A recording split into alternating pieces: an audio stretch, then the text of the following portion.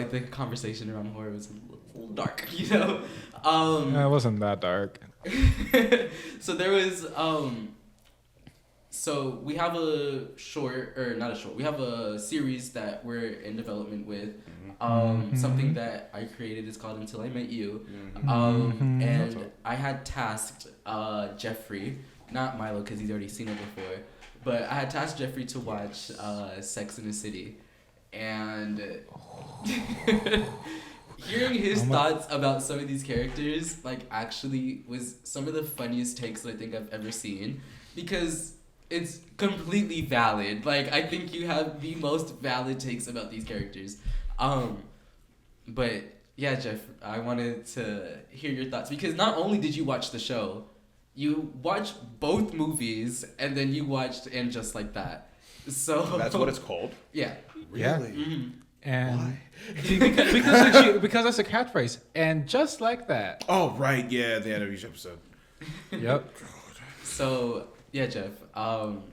If you want to put us on game, take the floor. And all right. Please. Should I go in hot or should I come in cold? Let's do like lukewarm. Let's go character by character. Yeah. Let's start with Miss Carrie. So okay. How do you feel about Carrie? Because I think she's a solid character, but yeah, she is. You know, she has her pits, and when she has her pits, they're pits, like, you know. They're deep. Yeah. But yeah, how you feel about Miss Carrie? Honestly, I feel like her character took the longest to develop, which actually makes sense because one, she's like the lead character, so of course she takes the longest to like actually get there. And not only that, but I also did notice that she tends to make the same mistakes time and time again. Ooh. Call her out. Yeah, I mean, I'm gonna call her out. Like, she makes the same mistakes time and time again. But I gotta say though, like, really towards the end, like when she really like got like figured out through half of her issues and really just started heading down the road she knows she wants, she really improved. But also, she's a little bit of a hypocrite during this show. Like, she was like, I want to get married, and then with the next guys, like, I don't want to get married. So she's like a little bit contradictory, like based on the season. But like in the last season though, like she really, really improved as a character. Like I feel like that's when they put like most of the effort into her character there. She has gotten so much better as a character. Like in like following through the movies, like she was great. Except for the end of the Sex and the City movie, because she kind of was like, yeah, I'm mad at Biggs and everything. And then after that, it's like, shoes? Okay, I'll marry you. Yeah, no. Okay, so do you think that she should have ended up with Big? See, that's the thing. Because, like, I already knew it was going to be Biggs from the start. Like, since the very first episode when he accidentally bumped into her after she left the room having sex with another guy. Oh. I forgot about that. Me too. Yeah. It's been so long. Yeah, and she dropped the condom. Man, that is still fresh in my head. Oh my gosh. She did drop a condom, didn't it? Not one, condoms, plural. Yeah, condoms. Yeah, it was because it was like it was the early 2000s. Yeah. It was like the late 90s. It was like the roll. Yeah. It was like damn. Memory unlocked, Jesus. No, literally. I knew it was gonna be Biggs from the start, but honestly, Aiden, he was such a great guy, which is the problem. He is such a great guy. You think he was too much of a good guy for her? Oh, definitely, dude. When he popped the ring, like you can tell she did not want to say yes. So shout out to Sarah James Parker, because like. Jessica Parker, my apologies, because she played Carrie absolutely beautifully. Yeah. And that also carries into the And Just Like That reboot show. She continues to play Carrie Fisher phenomenally. But I don't think it's Carrie Fisher. Carrie Fisher is Star Wars. Carrie Fisher's Leia. I'm not good with last names. I apologize. What is her last name? Organa? Oh. You know. All right, he's about to find out. Bradshaw. Carrie Bradshaw. Really? Yeah. Oh, yeah, it is Bradshaw.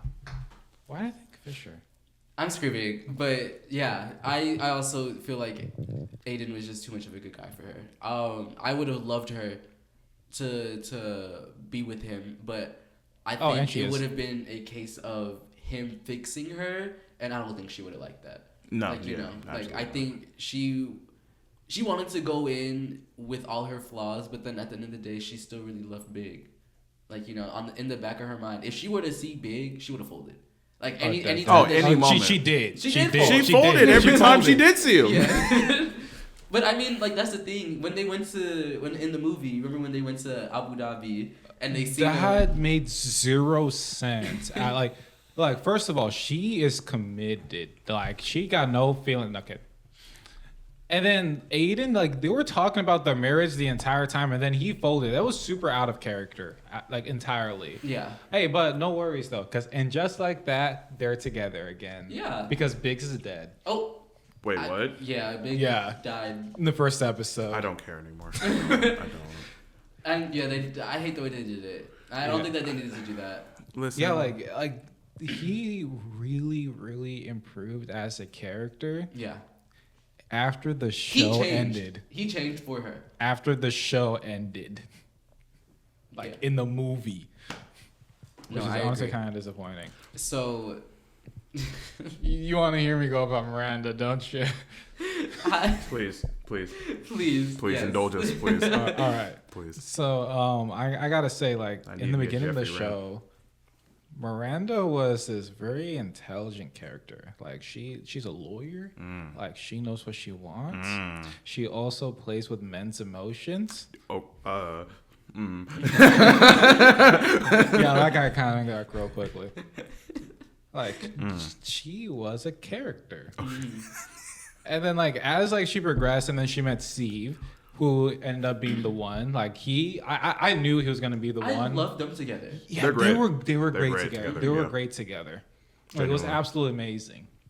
And then they had their on and offs, they had their own separate relationships. Yep. And then eventually they cheated on their other partners and got back together to raise their baby because, they accidentally had a baby, which was like a whole crazy thing too, because it was like Charlotte trying to get pregnant, but because she can't. Yep. And then Miranda has a lazy egg, and Steve was missing one of his balls, and she got pregnant. Yep. That was crazy. All that, yeah. It was honestly their whole arc was amazing.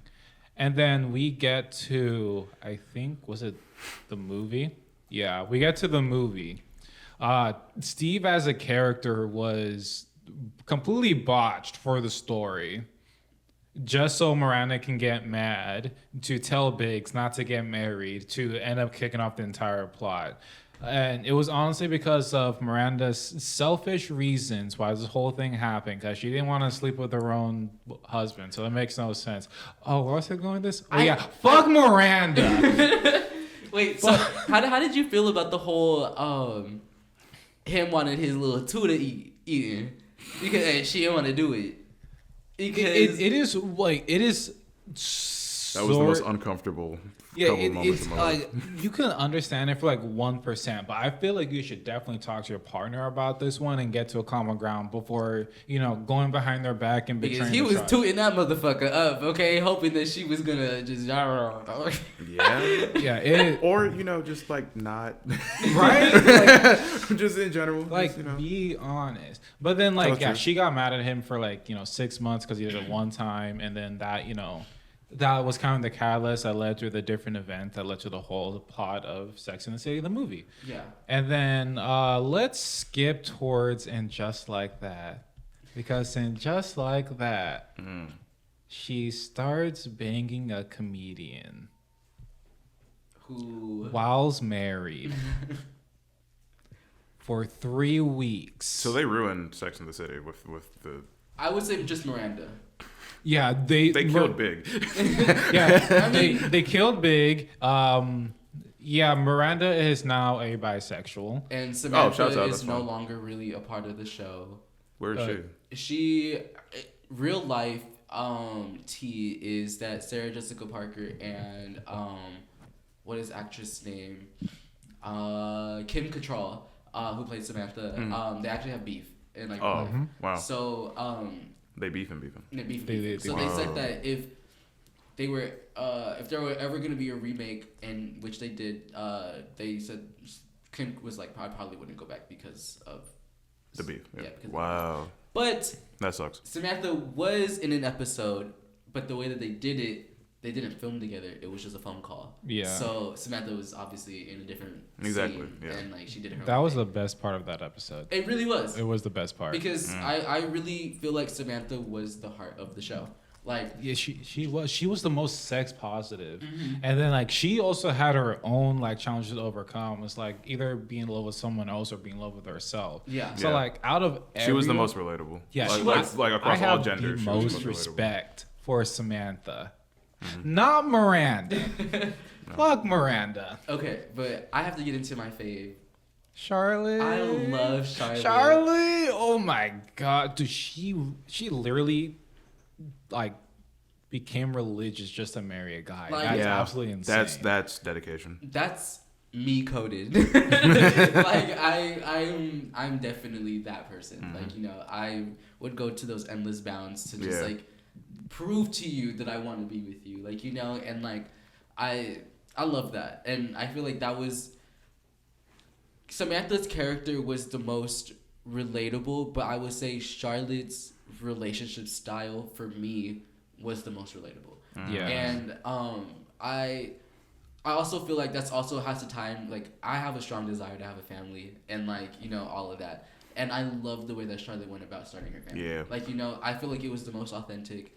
It was the most real. Like, because she didn't even like him to begin with, and then she grew to love him. Yeah. Like, you know, and I just love it. Her whole story was just like she fit in what she like. She got in what she fit in. Yeah, like she like she went down to the synagogue multiple times because they didn't even want to let her do it. But then she proved to them like, no, I'm doing this because I love him. Like, you know, and I fuck with that so heavy. And it was so dope in the movie to see like that paid off. Yeah. Oh yeah, and in the show too. Really? Like, they got 2 kids. Oh yeah, they adopted a kid. Yeah, they adopted one, and then they actually gave birth to another. So like all of that hard work really paid off for Charlotte. Although speaking of giving birth to a second child, in the second movie, like they had like a stay-at-home nanny for the time being, and like one of the plot points that completely went nowhere was how hot the nanny was, and how she was not wearing a bra, and how all the guys. I forgot about that. Yes. I remember that. And then oh she my was god, with the kids, and she was yeah. And it's like slow mode on her breast. Yeah. Oh that my god. went nowhere. Like that. Because where do you take it? Yeah. They're happy. Yeah. Like maybe like fire her, have a conversation, or better yet, just not include it at all. That was the plot point. It was her getting over her own insecurity of thinking that her man wanted somebody younger.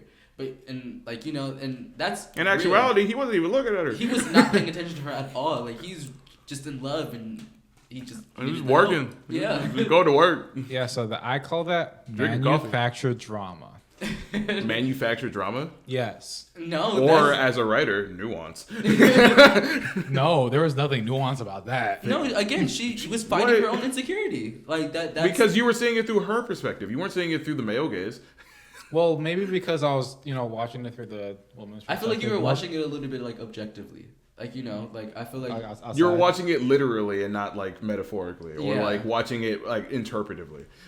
Oh, so how would you say about Aiden and Carrie kissing when they're both married after talking? Oh no, I hated obviously that that's completely wrong. You're supposed to interpret that wrongly. Like that one you can take literally. Yeah, because I say that was stupid. Yeah, and then the resolution for the whole thing is like, all right, I forgive you. Here's a ring. I mean, honestly, respectfully, like.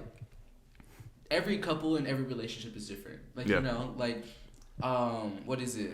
Big had his own little situationship. Remember when they split? And that's when we got the freaking iconic, I believe she was wearing that Christian Dior newspaper dress. Ooh. And, love that dress. That's honestly, every time I think of Sex and the City, I think of that dress. It was so beautiful.